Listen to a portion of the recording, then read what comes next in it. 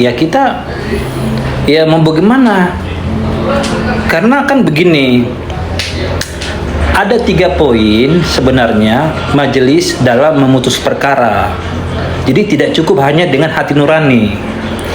Nah, poin pertama adalah harus sesuai dengan peraturan perundang-undangan. Ya, ini apa unsur majelis hakim dalam memutus perkara. Yang kedua adalah sesuai dengan fakta-fakta persidangan, mulai dari keterangan saksi, keterangan ahli, alat bukti yang dihadirkan. Nah, baru yang ketiga, keyakinan hakim. Jadi kalau hakim memutus suatu perkara, tidak cukup hanya dengan hati nurani, gitu loh. Makanya kami masih berkeyakinan, ya, bukan karena apa, bukan hanya karena kami sebagai tim hukum Nikita, enggak. Kan kita ini kan belajar hukum sudah cukup dalam, ya. Saya sendiri kan dokter hukum. Terus kemudian teman saya juga dokter hukum, Dokter Usman gitu. Jadi tatarannya sudah bicara namanya filosofi. Jadi kalau misalkan apa ada pertimbangan majelis yang menurut kami ya nggak rasional lah, di mana TPPU-nya? Bicara namanya ajas pidana itu nggak boleh abu-abu, dia harus hitam-hitam putih-putih, gitu. Nggak boleh di situ ragu-ragu. Nah, ini yang kami lihat ya, kami lihat apa namanya, pasti kami kecewa, kok begini ya pertimbangannya gitu ya, kok begini putusannya gitu. Nah, tapi kan kita nggak bisa intervensi ya, itu hak dan kewenangan majelis hakim yang mulia itu ya. Tapi saya kira ya, kalau bicara namanya apa kepastian hukum yang berkeadilan kan sebenarnya sudah diuji di tingkat pertama ya. Di tingkat pertama itu juga sebenarnya kalau dari aspek keberhasilan sebuah tim hukum itu sebenarnya itu sudah bagus, karena di tingkat pertama itu kan tuntutan JPU itu kan 11 tahun ya. Nah, vonisnya itu 4 tahun. Jadi di bawah 2/3. Ini sebenarnya suatu prestasi menurut saya ya bagi tim hukum yang menangani perkara ini, pidana ini gitu loh. Nah, terus kemudian secara aturan, secara yuridis, kalau ada putusan pengadilan negeri di bawah 2/3, otomatis jaksa penuntut umum harus banding. Nah, ini sebenarnya yang mulai dipelesetkan, nggak ada upaya inisiatif pertama itu, upaya banding itu dari Nikita Mirzani itu secara aturan memang JPU harus banding. Karena apa? Karena tuntutannya 11 tahun tapi vonis hakimnya 4 tahun. Jadi di bawah 2/3 dia. Nah, karena JPU banding, ya kami banding. Gitu loh. Nah, sehingga bergulirlah sampai di tingkat kasasi. Terus kemudian saya juga melihat begini ya, banyak orang juga yang berkomentar di medsos ya. Ini semakin liar saja. Dia tidak mengerti hukum, tidak memahami hukum, bukan backgroundnya orang hukum, tapi mulai bicara hukum dengan kedalaman yang cukup dalam sehingga ngawur gitu loh. Bicara hukum itu ada teorinya, ada ajasnya, ada normanya. Jadi nggak bisa bicara hukum itu bicara begitu saja gitu. Nah, ini saya tahulah pasti kan ini juga mereka mencoba untuk cari cari followers gitu ya, netizen gitu ya. Tapi ya jangan juga menyampaikan informasi yang memang tidak bukan begitu hukumnya gitu loh. Ngaco. Makanya kalau misalkan ada orang hukum selalu bicara di TikTok, berarti nggak kerja dia, nggak pernah dia dari sidang ke sidang, gitu loh. Iya, boleh kita ini bermedia sosial gitu, tapi yang membangun lah, yang benar lah, jangan asal ngomong, asal bunyi sehingga mengakibatkan kerugian bagi orang lain. Kalau kita itu ngomong itu ya jangan ini asal ngomong, apalagi orang hukum ya. Ngomong itu harus ini, harus apa ya, bermanfaat bagi orang lain, mencerahkan orang lain, mengedukasi orang lain. Jangan nanti ngomong persidangan tempe ya, tadi ya persidangan tempe. Emang ada persidangan tempe? Saya nggak baru tahu ada persidangan tempe. Dari sebelah. Iya loh. Tidak ada. Jangan begini. Kok ada ini apa namanya? Iya, janganlah gitu. Boleh kita berbeda pendapat, tapi ya ada ininya, ada cara tersendiri untuk menyampaikan perbedaan pendapat itu secara elok dan bijaksana. Nggak boleh ini. Karena begini, saya sampaikan selalu ke ini ya, ke junior saya. Profesi advokat ini kan profesi mulia. Saya sampaikan tadi, ini bukan profesi sembarangan. Profesi mulia itu adalah bukan cincinnya yang mulia, atau kendaraan yang dia pakai mulia, atau baju yang dipakai itu mewah. Enggak. Yang dimaksud office mulia itu, advokat itu adalah perilakunya harus mulia, harus cerdas, perkataannya nggak boleh kotor, melecehkan institusi penegak hukum lain. Terus kemudian perilakunya juga harus membawa keharuman bagi orang lain, gitu loh. Jangan karena kan kita dilihat orang, dilihat junior-junior kita, para mahasiswa hukum, masyarakat pencari keadilan. Kok begini sih yang dipertontonkan? Katanya profesi mulia. Kok bahasanya begitu sih, gitu kan? Nah, ini kan nggak jadi contoh yang baik menurut saya ya, gitu.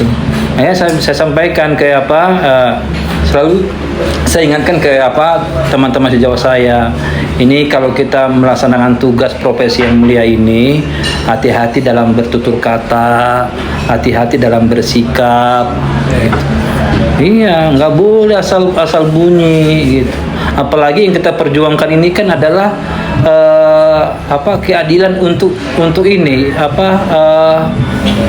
masyarakat yang memang menurut kami itu ya diskriminatif ya. Maksud saya, kok penerapan hukumnya begini gitu loh. Tapi kan sudah putus, ya sudahlah. Kalau kita misalkan ada putusan tingkat pertama tidak puas, ya jangan kita bego-begoin hakimnya. Nggak boleh. Ada instrumen hukumnya itu banding. Nggak puas dengan banding, ada namanya kasasi. Ayo kita bertarung secara intelektual saja di sana. Kan belum tentu juga majelis hakim itu lebih pintar dari kita, benar nggak? Kan kita mau ungkap fakta sesungguhnya gitu. Jadi itu saran saya ya. Jadi teman-teman juga kalau bermedia sosial, tutur katanya juga jangan ikuti yang begitu-begituan. Ayo membangunlah. Kalau bisnis yang baik, yang membangun. Jangan ada narasi-narasi yang ini menjatuhkan orang lain, nggak boleh. Ya, itu sih pesan saya. Supaya masyarakat lihat, oh begini ya penegak hukum itu begini ya, mengayomi yang salah-salah, yang benar-benar. Kalau ada perbedaan pendapat ya diselesaikan, ada ruang tersendiri untuk itu. Ya minimal bersurat ke kita Bang kemarin ya? Iya, kami itu kan kemarin itu kan memang kami merasa bahwa hak kami menghadirkan saksi kami itu kan diabaikan. Nah, terus apa respon kami? Respon kami nggak langsung teriak-teriak, enggak. Kami tetap menjaga sikap. Oke, kami menunggu di ruang sidang itu hampir 2 jam lebih. Nah, sesudah itu kami dicuekin lagi sama majelis hakim. Nggak marah juga Bang? Iya, nggak marah, dicuekin kami gitu. Nah, terus kita harus teriak? Enggak dong, kita harus tunjukkan kita ini profesi mulia. Nah, kami istirahat jam makan siang. Setelah jam makan siang, kami ke ruang sidang itu lagi. Tahu nggak apa yang terjadi? Digembok pintu sidangnya. Nggak boleh kami masuk, nggak bisa masuk. Coba. Nah, terus kami dobrak itu pintu, kan enggak juga. juga, nggak boleh begitu. Nah, ada langkah hukum. Terus kemudian kami berdiskusi dengan teman-teman tim hukum. Oke, sebaiknya kita bersurat. Kita surati. Kita jelaskan bahwa bukan kesalahan kami sudah datang tepat waktu. Nah, ketika surat itu disampaikan diterima, ya puji Tuhan, alhamdulillah, ya diterima sehingga hari ini ya surat itu bisa diakomodir dan kami diberikan kesempatan untuk menyampaikan keterangan saksi kami hari ini gitu loh. Nah, cara-cara inilah sebenarnya menurut kami ya yang harus dilakukan oleh siapapun ketika dalam memperjuangkan keadilan bagi kliennya. Begitu. Terus ada yang nanya kenapa digembok, Bang? Hah? Ada yang nanya kenapa digembok?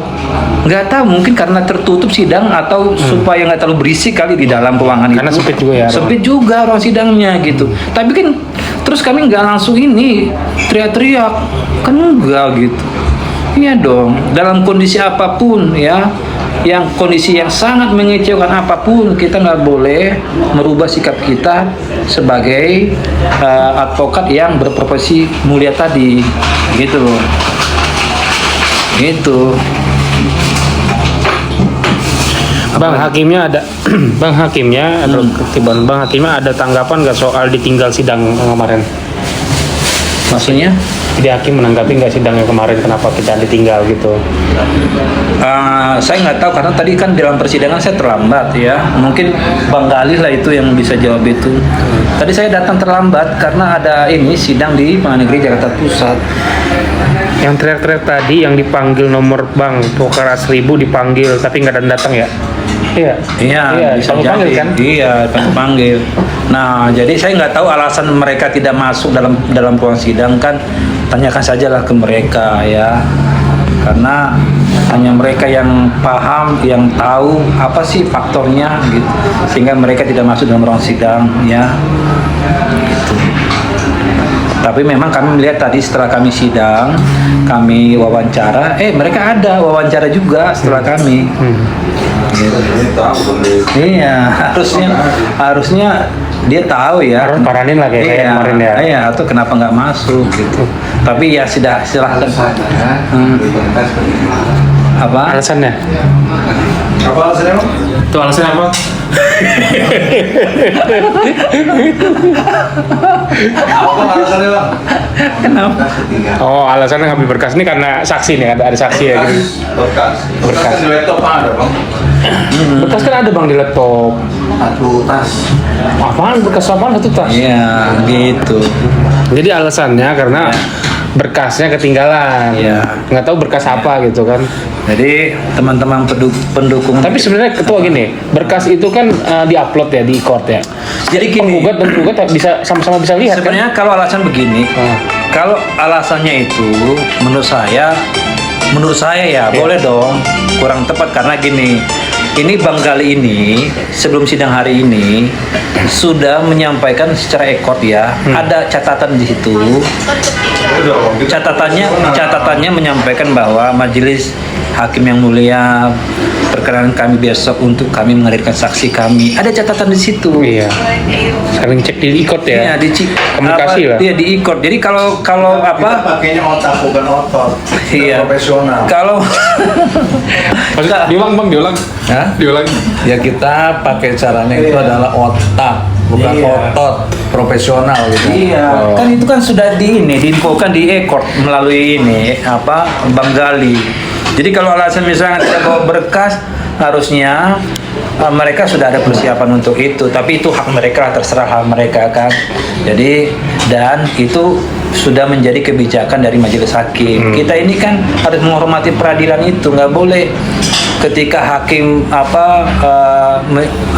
memutuskan sesuatu yang tidak sesuai dengan keinginan kita terus kita ini berontak, nggak bisa juga gitu begitu. Iya kan, maksudnya ikut itu kan bisa diupload juga, tinggal di download aja kan masing-masing. Iya. Kan bukti-bukti ada situ juga. Iya, itu kan ada bukti. Kalau misalkan dia misalnya dokumen tidak ada, ya kan dia ada ekornya. Ini kan melalui ekor semua. Ikut, ya.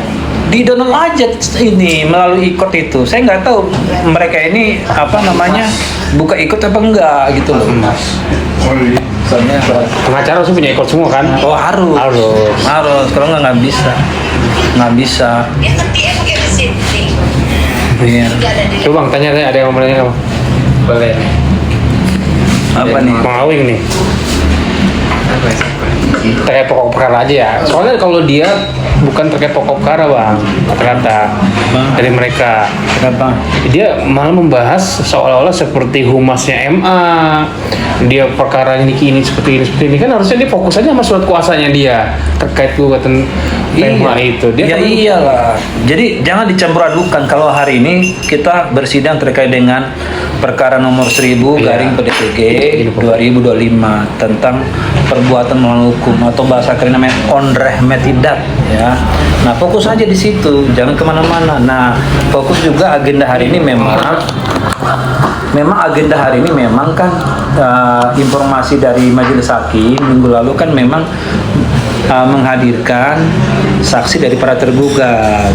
Tapi sebelum persidangan hari ini ya kami sudah bersurat ke Ketua Pengadilan Negeri Selatan dan itu diakomodir hari ini. Jadi kalau mereka misalnya menyatakan bahwa pokoknya sidang hari ini hanya saksi dari tergugat. Loh, aneh. kan apa ya? Kan hakim itu yang menuntun jalannya persidangan, nggak bisa diatur-atur oleh para pihak. Kami sebagai penggugat juga nggak bisa mengatur hakim. Maunya kami begini, majelis kami maunya sidangnya jam 1 kan nggak bisa.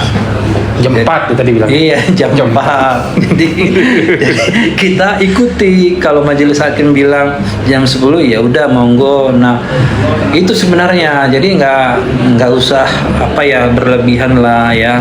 Ayo kita jalankan profesi ini dengan bijak dan arif. Jangan belundar kemana-mana menurut saya ya.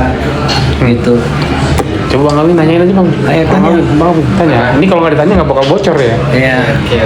Situ yang netizen yang mau nanya silakan. Ayo, mumpung saya jarang ini live. Jarang banget. Silakan yang mau tanya guys ya. Iya. Typing di bawah. Iya, ayo mumpung ini. Karena waktu saya sibuk juga dari pengadilan ke pengadilan ngurusin benang kusut orang.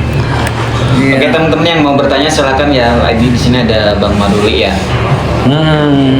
Ayo. Agenda selanjutnya.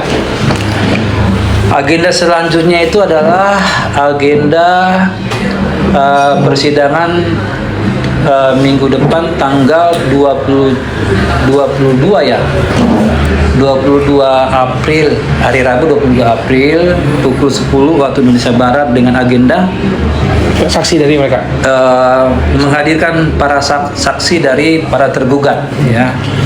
Jadi Mereka dikasih kesempatan juga berapa kali itu? iya, jadi mudah-mudahan mereka bisa menghadirkan saksi mereka yang mendukung dalil-dalil mereka ya. Jadi nanti kami juga akan diberikan kesempatan untuk memberikan pertanyaan apakah ada relevansinya dengan perkara 1000 atau tidak gitu. Karena pada prinsipnya kan saksi itu adalah orang yang melihat, mengalami ya sendiri peristiwa itu. Jadi nggak boleh kata si A, kata si B, nggak boleh gitu. Jadi harus mengalami sendiri. Makanya saksi itu disumpah dalam menyampaikan keterangan saksinya. Jadi nggak boleh sembarangan menyampaikan keterangan saksi kalau dia nggak pernah melihat, mengetahui dan mengalami. Itu esensi daripada saksi gitu. Nah, terus kemudian kalau itu bisa didirikan minggu depan ya alhamdulillah ya, pasti berjalan dengan baik ya. Karena memang saya melihat ya ini kan gedung baru Pengadilan Negeri Jakarta Selatan. Jadi kalau teman-teman tahu ya pengadilan yang baru ini ya, ini terlalu sempit sekali gitu. Nah tapi kan kita nggak bisa menunda-nunda proses itu hanya karena gedung yang kurang memadai. Ya paling yang bisa kita lakukan menyesuaikan dengan gedung yang baru, dengan parkirnya juga yang agak ribet. Air panas. masyarakat. Oh, enggak dong. Jadi begini, kami ini kan advokat profesional. Ya beres, kita jalannya. Iya. Udah. Iya. Kita keluar sih. Iya. Ya teman-teman PA-nya kan Niki mau Iya. dulu ya. So,